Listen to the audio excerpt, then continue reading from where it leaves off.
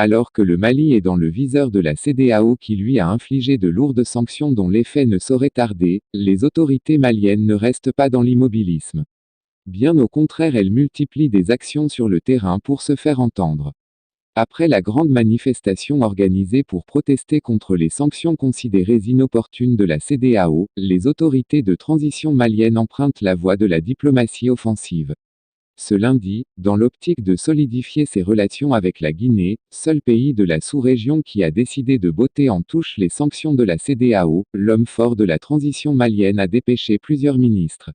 Évidemment, le colonel Guatta veut sortir de son isolement et cherche à renforcer ses liens avec un frère d'armes qui dirige aussi une transition dans un pays frère.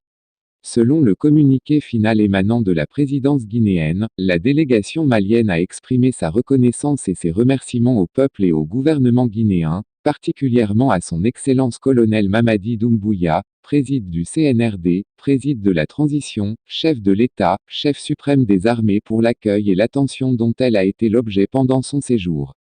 Plusieurs questions ont été à l'ordre du jour, notamment, les questions liées, entre autres, à la sécurité, à la circulation des personnes et des biens ainsi qu'au renforcement du partenariat stratégique durable ont fait l'objet d'échanges. Par ailleurs, ces deux pays ont convenu de continuer à partager leurs expériences respectives sur la transition au titre des avantages comparatifs et dans un esprit d'ouverture et de dialogue franc avec la communauté internationale.